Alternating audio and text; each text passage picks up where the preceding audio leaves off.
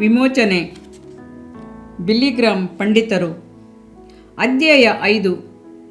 ಯೌವನಸ್ಥರನ್ನು ಶೋಧನೆಗೆ ಒಳಪಡಿಸುವ ಥಳಥಳಿಸುವ ಕಣ್ಣುಮನಗಳನ್ನು ಸೆರೆಹಿಡುವ ಅನೇಕ ಮಾಯೆಗಳು ಚರಿತ್ರೆಯಲ್ಲಿ ಬೇರೆ ಯಾವ ಕಾಲದಲ್ಲಿದ್ದಂತಕ್ಕಿಂತಲೂ ಈ ದಿನಗಳಲ್ಲಿ ಅಧಿಕವಾಗಿವೆ.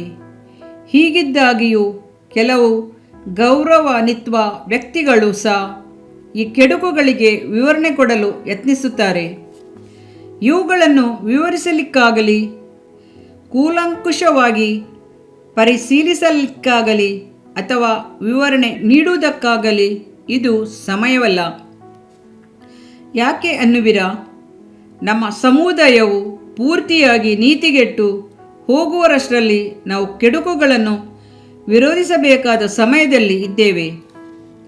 ಯಥಾರ್ಥಕ್ಕೆ ಬದಲಾಗಿ ವಂಚನೆಯಲ್ಲಿ ಮಾನವ ಕುಲವು ಮುಳುಗಿ ಹೋಗಿದೆ ಎಂಬುದು ಈ ಅಂತ್ಯಕಾಲದ ಸೂಚನೆಯಲ್ಲಿ ಒಂದಾಗಿದೆ ಎಂದು ಸತ್ಯವೇದದಲ್ಲಿ ವಿವರವಾಗಿ ಹೇಳಿದೆ. 20ನೆಯ ಶತಮಾನದ ಮೊದಲ ಅರ್ಧ ಭಾಗವು ಮಾಯೆ ಮುಸುಗಿದ ಕಾಲವಾಗಿತ್ತು ಎಂಬುದು ಇತಿಹಾಸ ತಜ್ಞರ ಅಭಿಪ್ರಾಯ. ಅಳಿವಿನ ಈ ಕಾಲದಲ್ಲಿ ಸಮಾಧಾನದ ನಾಡುಗಳು 2 ಯುದ್ಧವನ್ನು ನಡೆಸಿ ಸಮಾಧಾನವನ್ನು ಹೊಂದಲು ಯತ್ನಿಸಿ ವಿಫಲವಾದವು.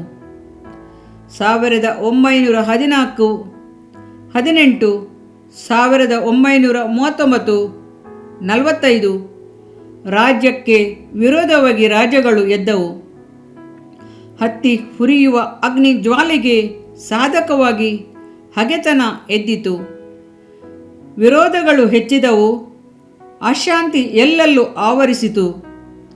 ವೈಜ್ಞಾನಿಕ ಆಂದೋಲನ ಮತ್ತಿತರ ಲೌಕಿಕ ಕಾರ್ಯಗಳಿಗೆ ಪ್ರಾಮುಖ್ಯತೆ ನೀಡಲಾಯಿತು.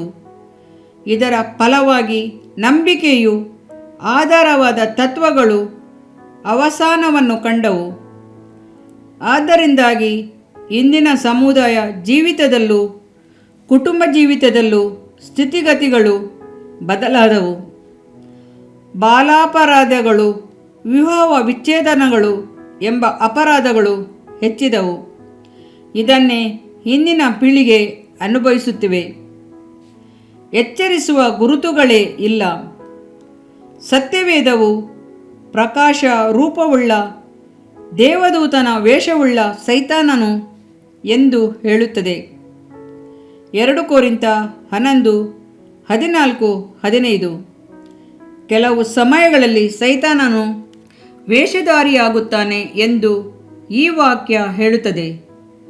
ಸೈತಾನನು ಶೋಧಿಸಲಿಕ್ಕಾಗಿ ಬರುವಾಗ ನಾನೇ ಸೈತಾನ ಎಂಬ ಎಚ್ಚರಿಕೆಯ ಗುರುತುಗಳನ್ನು ಕೊಡುವುದಿಲ್ಲ. ಅವನು ಸಾವಿರಾರು ಸೂಕ್ಷ್ಮವಾದ ಮಾಯಾ ರೂಪದೊಂದಿಗೆ ಸುಳ್ಳಾದ ಅದ್ಭುತಗಳೊಂದಿಗೆ ಬರುತ್ತಾನೆ. ಮೊದಲನೇದಾಗಿ ಪಾಪವು, ಅಂದರೆ ಪಾಪ ಕೊಡುವ ತಾತ್ಕಾಲಿಕ ಸಂತೋಷಗಳು, ನಿಮ್ಮ ಜೀವಿತದಲ್ಲಿ ತೃಪ್ತಿಯನ್ನುಂಟು ಮಾಡುವುದು ಎಂಬ ಮಾಯೆಯನ್ನು ನಿಮ್ಮೊಳಗೆ ಉಂಟು ಮಾಡುತ್ತಾನೆ. ಮಾನವರಲ್ಲಿ ಅವನು ಉಂಟು ಮಾಡುವಂಥ ಮೊದಲನೇ ಏಮಾರಿಸುವಿಕೆ ಇದು ಬಹಳ ಹಳೆಯದಾದ ಸಂಚು. ಆದಾಗ್ಯೂ ಇಂದಿಗೂ ಇದು ಪದೇ ಪದೇ ಪ್ರಯೋಗಿಸಲ್ಪಡುತ್ತಿದೆ. ಆದಾಮನಿಗೂ ಅವ್ವಳಿಗೂ ಅವನು ಹೇಳಿದ್ದೇನು? ನೀವು ಇದರ ಹಣ್ಣನ್ನು ತಿಂದಾಗಲೇ ನಿಮ್ಮ ಕಣ್ಣುಗಳು ತೆರೆಯಲ್ಪಡುವು, ನೀವು ದೇವರಂತೆ ಆಗಿ ಒಳ್ಳೆಯದರ ಕೆಟ್ಟದರ ಭೇದವನ್ನು ಅರಿತವರಾಗುವಿರಿ ಎಂದು ಹೇಳಿದನು. ಆದಿಕಾಂಡ 3:5. ಅಮೆರಿಕ ದೇಶದಲ್ಲಿ 17ರ ಪ್ರಾಯದ ಗಾಲ್ಫ್ ಆಟಗಾರನಾದ ಒಬ್ಬ ವೀರನನ್ನು ನೋಡಿದ್ದೆನು. ಎಲ್ಲ ಯುವಕರಿಗಿದ್ದಂತೆ ಅವನಿಗೂ ಸಹ ಜೀವಿತದಲ್ಲಿ ಉನ್ನತವಾದ ಉದ್ದೇಶಗಳಿದ್ದವು.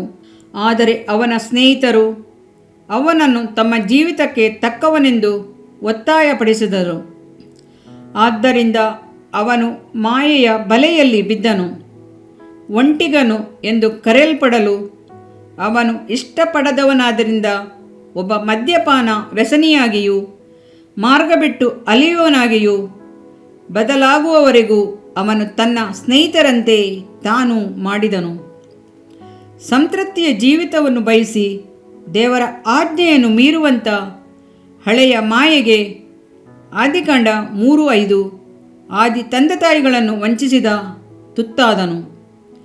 ಪಾಪದ ಫಲವಾದ ಸಂತೋಷ, ಅದು ಮನೋವ್ಯತೆ, ಸೋಲು, ತಿರಸ್ಕಾರ ಮುಂತಾದುವೇ ಅದರ ಫಲ.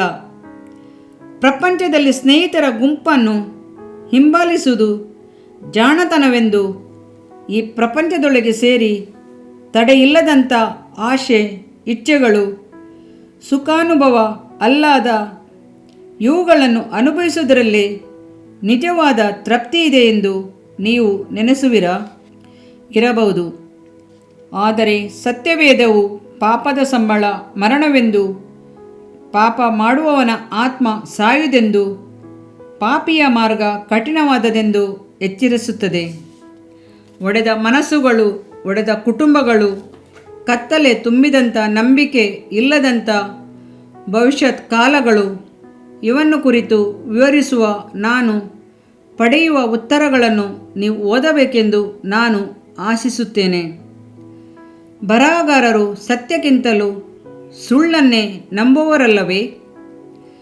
ಎರಡನೆಯದು, ಆತ್ಮವೆಂಬುದು ಶರೀರಕ್ಕಿಂತಲೂ ಕೆಳಮಟ್ಟದೆಂದು, ಅದು ಅಷ್ಟು ಮುಖ್ಯವಲ್ಲವೆಂದು ನಾವು ನಂಬುವಂತೆ ಸೈತಾನನು ಯತ್ನಿಸುವನು. ಯೇಸು ಸ್ವಾಮಿಯು, ಒಬ್ಬ ಮನುಷ್ಯನು ಲೋಕವನ್ನೆಲ್ಲ ಸಂಪಾದಿಸಿಕೊಂಡರೂ ಪ್ರಾಣ ನಷ್ಟಪಟ್ಟರೆ ಅವನಿಗೆ ಪ್ರಯೋಜನವೇನು? ಮಾರ್ಕ 8:36 ಎಂದು ಹೇಳಿ ಈ ಮಾಯೆಯ ಮುಸುಕನ್ನು ಹರಿದಿದ್ದಾನೆ. ಹುಟ್ಟುವ ಸಮಯ, ಸಾಯುವ ಸಮಯವೆಂದು ಸತ್ಯವೇದವು ಹೇಳುತ್ತದೆ.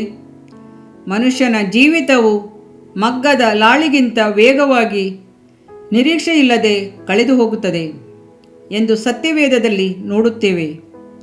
ಯೋಬ 7:6 ಅದು ಹುಲ್ಲಿನಂತೆ ಒಣಗಿ ಹೂವಿನಂತೆ ಬಾಡಿ ಹೋಗುವ ಜೀವಿತವೆಂದು ವರ್ಣಿಸುತ್ತದೆ. ಜೀವಿತವೆಂಬುದು ಕ್ಷಣಿಕವಾದುದು. ಜೀವಮಾನವು ಸ್ವಲ್ಪ ಹೊತ್ತು ಕಾಣಿಸಿಕೊಂಡು ಆಮೇಲೆ ಕಾಣದೆ ಹೋಗುವ ಹಬೆಯಂತಿದೆ ಎಂದು ಯಾಕೋಬನು ವರ್ಣಿಸುತ್ತಾನೆ. ಯಾಕೋಬ 4:14 ಹೀಗಿದ್ದಾಗಿಯೂ ಈ ಜೀವಿತವು ಮಹಾ ವಿಶೇಷವಾದದ್ದು. ಇಹಲೋಕದ ಜೀವಿತವೇ ಮುಖ್ಯ. ಈ ಬಾಳು ಮುಖ್ಯವೆಂದು ಲಕ್ಷಗಟ್ಟಲೆ ಜನರು ಬಾಳುತ್ತಿರುವರು. ಅವರು ನಿತ್ಯ ರಾಜ್ಯವನ್ನು ಕುರಿತಂಥ ನೋಟವನ್ನು ಪೂರ್ಣವಾಗಿ ಕಳೆದುಕೊಂಡವರಾಗಿದ್ದಾರೆ. ಆದ್ದರಿಂದ ಕರ್ತನಿಗಾಗಿ ನಿತ್ಯ ರಾಜ್ಯದ ಮಹತ್ವವನ್ನು ಮನಸ್ಸಿನಲ್ಲಿಟ್ಟುಕೊಂಡು ಅನುದಿನವೂ ಜೀವಿಸಲು ಕಲಿತುಕೊಳ್ಳೋಣ. ಅಮೆರಿಕ ದೇಶದ ಪರಿಹಾಸ್ಯಗಾರನು ಪರಿಹಾಸ ಮಾಡುವ ಚಿತ್ರಿಸುವುದರಲ್ಲಿ ಪ್ರತಿಭಾವಂತನಾದ ಪೋರ್ಟನ್ ಎಂಬುವನು ತಾನು ಆತ್ಮಹತ್ಯೆ ಮಾಡಿಕೊಳ್ಳುವ ಮುನ್ನ ತನ್ನ ಜೀವಿತದ ಅಂತ್ಯದಲ್ಲಿ ಈ ಸುದ್ದಿಯನ್ನು ಬರೆದಿಟ್ಟನು. ನಾನು ನನ್ನಿಂದ ತಪ್ಪಿಸಿಕೊಳ್ಳುವ ಸಲುವಾಗಿ ಒಬ್ಬ ಪತ್ನಿಯಿಂದ ಮತ್ತೊಬ್ಬ ಪತ್ನಿಯ ಬಳಿಗೂ, ಒಂದು ದೇಶದಿಂದ ಮತ್ತೊಂದು ದೇಶಕ್ಕೂ ಓಡಿದನು. ಹಾಗೆ ಮಾಡಿದ್ದರಿಂದ ನನ್ನೊಂದಿಗೆ ಬಾಳಿದವರಿಗೆ ಅಧಿಕವಾದ ದುಃಖವನ್ನು ಉಂಟುಮಾಡಿದ್ದಕ್ಕೆ ನಾನು ಬಹಳ ವ್ಯಥೆಪಡುತ್ತೇನೆ. ಇದಕ್ಕೆ ನನ್ನ ಹೊರತು ಬೇರೆ ಯಾವುದೇ ಆದಂಥ ಕಾರಣವೂ ಇಲ್ಲ. ಅದಕ್ಕೆ ನಾನೇ ಕಾರಣ. ಪ್ರತಿದಿನದ 24 ಗಂಟೆಯ ಕಾಲವನ್ನು ಕಳೆಯಲು ನಾನು ಮಾಡಿದಂಥ ಉಪಾಯಗಳ ನಿಮಿತ್ತ ನಾನು ಬಹಳವಾಗಿ ದಣಿದು ಹೋದೆನು. ಆದ್ದರಿಂದ ನನ್ನ ಜೀವಿತವನ್ನು ಮುಗಿಸಿಕೊಳ್ಳುತ್ತೇನೆ ಎಂದು ಪರಿತಾಪಕರವಾಗಿ ಹೇಳಿಕೊಂಡು ಸತ್ತನು. ಅವನು ಕೀರ್ತಿ, ಆಸ್ತಿ, ಪದವಿ ಎಲ್ಲವನ್ನು ಹೊಂದಿದನು. ಆದರೆ ತನ್ನ ಆತ್ಮವನ್ನು ನಿರ್ಲಕ್ಷಿಸಿದ್ದರಿಂದ ಜೀವಿತದಲ್ಲಿ ಸೋಲನ್ನು ಕಂಡನು. ಈ ಅತ್ಯಂತ ವಿಶೇಷವಾದ ರಕ್ಷಣೆಯನ್ನು ನಾವು ಅಲಕ್ಷ್ಯ ಮಾಡಿದರೆ ತಪ್ಪಿಸಿಕೊಳ್ಳುವುದು ಹೇಗೆ ಎಂದು ಸತ್ಯವೇದವು ಕೇಳುತ್ತದೆ. ಸತ್ಯವೇದವು ಕೇಳುವಂಥ ಈ ಪ್ರಶ್ನೆಗೆ ಇದುವರೆಗೂ ಯಾರೊಬ್ಬರೂ ವಿವರವಾದ ಉತ್ತರವನ್ನು ಕೊಡಲಿಲ್ಲ. ಅದಕ್ಕೆ ಉತ್ತರ, ದೇವರ ಬಳಿಯಿಂದ ತಪ್ಪಿಸಿಕೊಳ್ಳಲು ಮಾರ್ಗವಿಲ್ಲ. ನಮ್ಮಲ್ಲಿಯೂ ಅನೇಕರು ಪಾಪದ ನಿಜಸ್ಥಿತಿ ತಮ್ಮ ವೈಯಕ್ತಿಕ ಜೀವಿತದಲ್ಲಿನ ಸೋಲುಗಳು ಮುಂತಾದವುಗಳನ್ನು ಎದುರಿಸುವುದಕ್ಕೆ ಬದಲಾಗಿ ಮಾಯೆಯಾದ ಹುಸಿಯಾದ ಕಲ್ಪನಾ ಪ್ರಪಂಚದೊಳಗೆ ತಮ್ಮನ್ನು ಮರೆಮಾಡಿಕೊಳ್ಳಲು ಬಯಸುತ್ತಾರೆ. ಆದರೆ ಸತ್ಯವೇದವು ತಪ್ಪಿಸಿಕೊಳ್ಳಲು ಸಾಧಕವಾದ ಮಾರ್ಗವಿಲ್ಲವೆಂದು ಎಚ್ಚರಿಸುತ್ತದೆ. ಇಂದೋ ಅಥವಾ ಎಂದೋ ನಾವು ನಮ್ಮ ಕಲ್ಪನಾ ಪ್ರಪಂಚವನ್ನು ತೊರೆದು ದೇವರು, ಪಾಪ, ನ್ಯಾಯ ತೀರ್ಪು ಮುಂತಾದವುಗಳನ್ನು ಎದುರಿಸಬೇಕೆಂಬುದು ನಿಶ್ಚಿತವಾಗಿದೆ.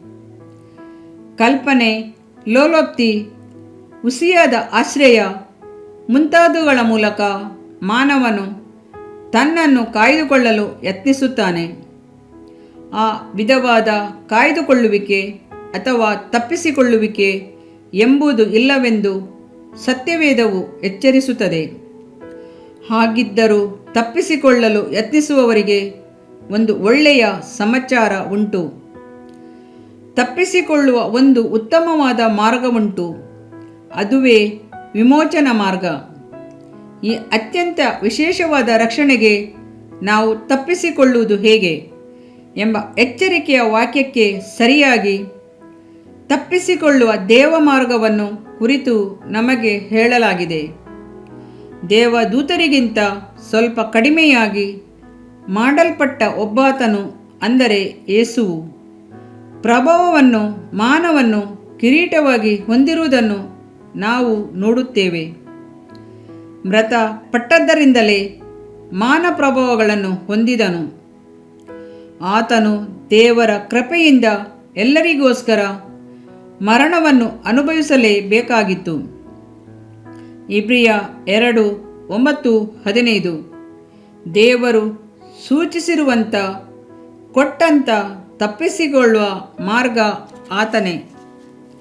ಒಬ್ಬನೇ ಸತ್ಯ ದೇವರಾಗಿರುವ ನಿನ್ನನ್ನು ನೀನು ಕಳುಹಿಸಿಕೊಟ್ಟ ಯೇಸುಕ್ರಿಸ್ತನನ್ನು ನಂಬುವುದೇ ನಿತ್ಯ ಜೀವವು ಎಂದು ಆ ಮಾರ್ಗ ತಿಳಿಸುತ್ತದೆ. ಎಲ್ಲ ಸತ್ಯಕ್ಕೆ ಕ್ರಿಸ್ತನೇ ಆಧಾರವಾಗಿದ್ದಾನೆ. ನೀವು ಚಿಕ್ಕ ಮಕ್ಕಳಂತೆ ಆಗಬೇಕೆಂದು ಸ್ವಾಮಿ ಹೇಳಿದ್ದಾನೆ. ದೀನತೆಯಿಂದ ಹಸು ಮಕ್ಕಳಂತೆ ತಗ್ಗಿದ ಮನಸ್ಸಿನಿಂದ ಆತನ ಬಳಿಗೆ ಬನ್ನಿರಿ. ಆತನೇ ನೀವು ತಪ್ಪಿಸಿಕೊಳ್ಳುವ ಮಾರ್ಗವಾಗಿದ್ದಾನೆ. ತನ್ನ ಬಳಿಗೆ ಬಂದಂಥ ನಿಮ್ಮನ್ನು ಆತನ ಸಾಕ್ಷಿಗಳಾಗಿ ಲೋಕದೊಳಗೆ ತಿರುಗಿ ಕಳುಹಿಸಿಕೊಡಲು ನಿಮ್ಮನ್ನು ಆತನಿಗೆ ಕೊಡುವಿರಾ? ಅರ್ಪಿಸುವಿರಾ? ಇನ್ನೆಷ್ಟು ಕಾಲ? ದೇವರೊಂದಿಗೆ ಸಂಧಾನವಾಗಲು ಸಾಕಾದಷ್ಟು ಸಮಯವಿದೆ ಎಂದು ಎಣಿಸಿಕೊಂಡು ಸೈತಾನನಿಂದ ವಂಚಿಸಲ್ಪಟ್ಟವರು ಅನೇಕರು ಇರುವರು. ಪ್ರವಾದಿಯಾದ ಆಮೋಸನು ಅವನ ದಿನಗಳಲ್ಲಿದ್ದ ಪ್ರಜೆಗಳ ಬಳಿ, ನಿನ್ನ ದೇವರ ಬರುವಿಕೆಗೆ ನಿನ್ನನ್ನು ಸಿದ್ಧ ಮಾಡಿಕೋ ಎಂದು ಎಚ್ಚರಿಸಿದನು. ಆದರೆ ಆ ಜನಗಳಾದರೂ ಸಿದ್ಧರಾಗಲಿಲ್ಲ. ನ್ಯಾಯ ತೀರ್ಪು ಬಂದಿತು. ಆ ಜನರೆಲ್ಲರೂ ಒಂದು ದಿನ ದೇವರೊಂದಿಗೆ ಸಂಧಾನವಾಗಬೇಕೆಂದು ನೆನೆಸಿದ್ದವರೇ ಎಂದು ನಿಶ್ಚಯವಾಗಿ ನಾನು ಹೇಳಬಲ್ಲೆ. ಕ್ರಿಸ್ತ ನಂಬಿಕೆ ನಮ್ಮನ್ನು ನರಕಕ್ಕೆ ತಪ್ಪಿಸುವಂಥ ಬೆಂಕಿ, ಅಪಘಾತದ ವಿಮೆ ಎಂದು ಮಾತ್ರ ಭಾವಿಸಿಕೊಂಡು ಅಲಕ್ಷ್ಯವಾಗಿರುವುದರಿಂದ ಕರ್ತನೊಂದಿಗೆ ನಮ್ಮ ಐಕ್ಯವನ್ನು ಕುರಿತು ಚಿಂತನೆ ಮಾಡುವುದಿಲ್ಲ. ಇದಕ್ಕಿಂತಲೂ ಮೇಲಾದದನ್ನು ಕ್ರಿಸ್ತ ನಂಬಿಕೆಯ ಮೂಲಕ ಪಡೆದುಕೊಳ್ಳಬಹುದು. ಅದು ನಮ್ಮನ್ನು ನರಕದಿಂದ ತಪ್ಪಿಸಿ ಕಾಪಾಡುವುದು.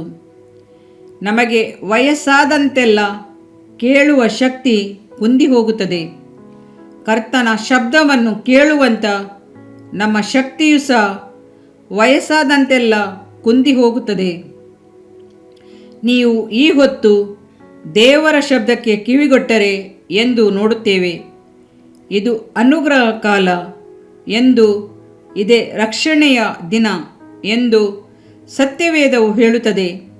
ನಾಳೆಯ ದಿನವು ಇಂದಿಗಿಂತ ಉತ್ತಮವಾದ ದಿನವೆಂದು ನೆನೆಸುವುದು ಮಾಯೆಯಾದದ್ದು. ಕ್ರಿಸ್ತನ ಮೇಲಿನ ನಂಬಿಕೆಗಿಂತಲೂ ನಾಳೆಯ ದಿನವನ್ನು ಕುರಿತು ನಿನಗಿರುವ ನಂಬಿಕೆಯೇ ನಿನ್ನನ್ನು ಕೊನೆಯದಾದ ನಿತ್ಯವಾದ ಆಳ್ವಿಗೆ ನಿನ್ನನ್ನು ತಳ್ಳುವುದು. ಇದರಿಂದ ನಿನ್ನ ದೇಹಕ್ಕೆ ಆರೋಗ್ಯವು, ಎಲುಬುಗಳಿಗೆ ಸಾರವು ಉಂಟಾಗುವವು. ಜ್ಞಾನೋಕ್ತಿಗಳು 3ನೇ ಅಧ್ಯಾಯ 8ನೇ ವಾಕ್ಯ. ಪ್ರಿಯ ವೀಕ್ಷಕರೇ ಮತ್ತು ಕರ್ತನಲ್ಲಿ ಸಹೋದರ ಸಹೋದರಿಯರೇ, ನೀವು ನಮ್ಮ ಈ ಕಾರ್ಯಕ್ರಮವನ್ನ ವೀಕ್ಷಿಸಿದ್ದಕ್ಕಾಗಿ ದೇವರ ನಾಮದಲ್ಲಿ ನಿಮಗೆ ವಂದನೆಗಳು. ದೇವರ ವಾಕ್ಯವು ನಮ್ಮ ಎಲುಬಿಗೆ ಬಲವೂ ಸಾರವೂ ಆಗಿದೆ ಎಂದು ಸತ್ಯವೇದವು ಹೇಳುವಂತೆ ಈ ಕಾರ್ಯಕ್ರಮವು ನಿಮಗೆ ಆಶೀರ್ವಾದಕರವಾಗಿದೆ ಎಂದು ನಂಬುತ್ತೇವೆ. ಪ್ರಿಯ ವೀಕ್ಷಕರೇ, ನಮ್ಮ ಈ ಸೇವೆಗಾಗಿ ಪ್ರಾರ್ಥಿಸಿರಿ ಮತ್ತು ಎಲ್ಲಾ ಕಾರ್ಯಕ್ರಮಗಳನ್ನ ಇತರರೊಂದಿಗೆ ಶೇರ್ ಮಾಡಿರಿ. ಅದೇ ರೀತಿಯಾಗಿ ನಮ್ಮ ಈ ಯೂಟ್ಯೂಬ್ ಚಾನೆಲ್ ಅನ್ನು ಸಬ್ಸ್ಕ್ರೈಬ್ ಮಾಡಿರಿ ಹಾಗೂ ಲೈಕ್ ಮಾಡಿ. ನಿಮ್ಮ ಅನಿಸಿಕೆಗಳನ್ನು ಕಮೆಂಟ್ ಬಾಕ್ಸ್ನಲ್ಲಿ ನಮಗೆ ತಿಳಿಯಪಡಿಸಿ. ನಮ್ಮ ಸಂಖ್ಯೆ 7022104605. ಈ ಸಂಖ್ಯೆಗೆ ಕರೆ ಮಾಡಿರಿ. ಒಬ್ಬ ಪಾಪಿಯ ಪ್ರಾರ್ಥನೆ. ಯೇಸುವನ್ನು ರಕ್ಷಕನಾಗಿ ಅಂಗೀಕರಿಸಲು ಮಾಡಬೇಕಾದ ಪ್ರಾರ್ಥನೆ. ಪ್ರಿಯ ಪರಲೋಕದ ತಂದೆಯೇ, ಯೇಸುವಿನ ಹೆಸರಿನಲ್ಲಿ ನಾನು ನಿನ್ನ ಬಳಿಗೆ ಬಂದಿದ್ದೇನೆ. ನನ್ನ ಬಳಿಗೆ ಬರುವವರನ್ನು ನಾನು ತಳ್ಳಿಬಿಡುವುದೇ ಇಲ್ಲ. ಯೋಹಾನ 6:37 ಎಂದು ನಿನ್ನ ವಾಕ್ಯ ಹೇಳುತ್ತದಲ್ಲ. ಆದ್ದರಿಂದ ನೀನು ನನ್ನನ್ನು ತಳ್ಳಿಬಿಡದೆ ನನ್ನನ್ನು ಸೇರಿಸಿಕೊಳ್ಳುವಿ ಎಂದು ನನಗೆ ಗೊತ್ತಿದೆ. ಆದ್ದರಿಂದ ನಾನು ನಿನಗೆ ಸ್ತೋತ್ರ ಮಾಡುತ್ತೇನೆ. ನೀನು ನಿನ್ನ ವಾಕ್ಯದಲ್ಲಿ ನೀನು ಯೇಸುವನ್ನೇ ಕರ್ತನೆಂದು ಬಾಯಿಂದ ಅರಿಕೆ ಮಾಡಿಕೊಂಡು ದೇವರು ಆತನನ್ನು ಸತ್ತವರೊಳಗಿಂದ ಎಬ್ಬಿಸಿದನೆಂದು ಹೃದಯದಿಂದ ನಂಬಿದರೆ ನಿನಗೆ ರಕ್ಷಣೆಯಾಗುವುದು ಎಂತಲೂ ಕರ್ತನ ನಾಮವನ್ನ ಹೇಳಿಕೊಳ್ಳುವವರೆಲ್ಲರಿಗೆ ರಕ್ಷಣೆಯಾಗುವುದೆಂತಲೂ ಬರೆದಿದೆ. ರೋಮ 10:9-13ನೇ ವಾಕ್ಯ. ಯೇಸು ಕ್ರಿಸ್ತನು ದೇವಕುಮಾರನೆಂದು ನನ್ನ ಹೃದಯದಲ್ಲಿ ನಂಬುತ್ತೇನೆ. ನನ್ನನ್ನು ನೀತಿವಂತನನ್ನಾಗಿ ಮಾಡುವುದಕ್ಕಾಗಿ ಆತನು ಸತ್ತವರೊಳಗಿಂದ ಎಬ್ಬಿಸಲ್ಪಟ್ಟನು ಎಂದು ನಂಬುತ್ತೇನೆ. ನಾನು ಆತನ ನಾಮವನ್ನ ಹೇಳಿಕೊಳ್ಳುತ್ತೇನೆ. ಯೇಸುವೇ, ನೀನೇ ಕರ್ತನು. ತಂದೆಯೇ, ನೀನು ನನ್ನನ್ನು ರಕ್ಷಿಸಿದಿ ಎಂದು ನಾನು ನಂಬುತ್ತೇನೆ. ನಿನ್ನ ವಾಕ್ಯವು ಹೇಳುತ್ತದೆ, ಮನುಷ್ಯನು ಹೃದಯದಿಂದ ನಂಬುವುದರ ಮೂಲಕ ನೀತಿಯು ದೊರಕುತ್ತದೆ, ಬಾಯಿಂದ ಅರಿಕೆ ಮಾಡುವುದರ ಮೂಲಕ ರಕ್ಷಣೆಯಾಗುತ್ತದೆ. ರೋಮ 10:10. ನಾನೀಗ ನನ್ನ ಹೃದಯದಲ್ಲಿ ನಂಬುತ್ತೇನೆ ಹಾಗೂ ಯೇಸುವೇ ನನ್ನ ಕರ್ತನೆಂದು ಅರಿಕೆ ಮಾಡುತ್ತೇನೆ. ಆದುದರಿಂದ ನಾನೀಗ ರಕ್ಷಣೆ ಹೊಂದಿದ್ದೇನೆ. ಅಪ್ಪಾ ತಂದೆಯೇ, ನಿನಗೆ ಸ್ತೋತ್ರ. ಲೂಕನು ಬರೆದ ಸುವಾರ್ತೆ 11ನೇ ಅಧ್ಯಾಯದಲ್ಲಿ ಬರೆದಿರುವಂತೆ, ನಿಮ್ಮಲ್ಲಿ ತಂದೆಯಾದವನು ಮೀನನ್ನು ಕೇಳುವ ಮಗನಿಗೆ ಮೀನು ಕೊಡದೆ ಹಾವನ್ನು ಕೊಡುವನೆ? ಅಥವಾ ತತ್ತಿಯನ್ನು ಕೇಳಿದರೆ ಚೇಳನ್ನು ಕೊಡುವನೆ? ಹಾಗಾದರೆ ಕೆಟ್ಟವರಾದ ನೀವು ನಿಮ್ಮ ಮಕ್ಕಳಿಗೆ ಒಳ್ಳೆ ಪದಾರ್ಥಗಳನ್ನ ಕೊಡಬಲ್ಲವರಾದರೆ ಪರಲೋಕದಲ್ಲಿರುವ ನಿಮ್ಮ ತಂದೆಯು ತನ್ನನ್ನು ಬೇಡಿಕೊಳ್ಳುವವರಿಗೆ ಎಷ್ಟೋ ಹೆಚ್ಚಾಗಿ ಪವಿತ್ರಾತ್ಮ ವರವನ್ನ ಕೊಡುವವನಲ್ಲವೇ ಅಂದನು. ತಂದೆಯೇ, ನೀನು ಕೇಳಿಕೊಳ್ಳುವವರಿಗೆ ಪವಿತ್ರಾತ್ಮನ ವರವನ್ನು ಹೇರಳವಾಗಿ ಕೊಡುವಾತನಾಗಿದ್ದಿ. ಆದ್ದರಿಂದ ನನ್ನ ಮೇಲೆಯೂ ನಿನ್ನ ಆತ್ಮನನ್ನು ಸುರಿಸಬೇಕಾಗಿ ಬೇಡಿಕೊಳ್ಳುತ್ತೇನೆ. ಕೀರ್ತನೆ 81:10 ಬರೆದಿದೆ, ಅಗಲವಾಗಿ ಬಾಯಿದೆರೆಯಿರಿ, ಅದನ್ನು ತುಂಬಿಸುವೆನು. ಕರ್ತನೇ, ನನ್ನನ್ನು ಪವಿತ್ರಾತ್ಮನಿಂದ ತುಂಬಿದಂತ ನೀನು ನನ್ನನ್ನು ಅನ್ಯ ಭಾಷೆಯ ವರದಿಂದಲೂ ತುಂಬುವವನಾಗಿದ್ದಿ ಎಂದು ನಂಬುತ್ತೇನೆ. ಅದರಂತೆ ನಾನು ನನ್ನ ಬಾಯಿಯನ್ನು ತೆರೆದು ನಿನ್ನ ಸ್ತೋತ್ರ ಮಾಡುವಾಗ ಅನ್ಯ ಭಾಷೆಯ ಅಭಿಷೇಕದಿಂದ ನನ್ನನ್ನು ತುಂಬುವವನಾಗಿದ್ದಿ ಎಂದು ನಂಬುತ್ತೇನೆ. ಈಗ ನೀವು ನಿಮ್ಮ ಬಾಯಿಯನ್ನು ತೆರೆದು ಮಾತನಾಡುವಾಗ ಪವಿತ್ರಾತ್ಮನು ನಿಮ್ಮ ಬಾಯಿಯನ್ನು ತನ್ನ ಭಾಷೆಯಿಂದ ತುಂಬುವವನಾಗಿದ್ದಾನೆ. ಇದು ದೇವರ ಭಾಷೆಯಾಗಿದೆ. ಈ ಅಭಿಷೇಕವನ್ನ ಹೊಂದಿಕೊಳ್ಳಲು ನೀವು ನಿಮ್ಮ ಸ್ವರವನ್ನ ಉಪಯೋಗಿಸಬೇಕು. ಅದರಿಂದ ನೀವು ನಿಮ್ಮ ಬಾಯನ್ನು ತೆರೆದು ದೇವರಿಗೆ ಸ್ತೋತ್ರ ಮಾಡುವಾಗ ದೇವರು ನಿಮ್ಮನ್ನು ಅನ್ಯ ಭಾಷೆಯ ವರದಿಂದ ತುಂಬುವವನಾಗಿದ್ದಾನೆ. ಪ್ರಿಯರೇ, ಈಗ ನೀವು ಪವಿತ್ರಾತ್ಮನಿಂದ ತುಂಬಲ್ಪಟ್ಟ ಆತನ ಪ್ರಿಯ ಮಕ್ಕಳಾಗಿದ್ದೀರಿ. ದೇವರ ನಾಮಕ್ಕೆ ಸ್ತೋತ್ರವಾಗಲಿ.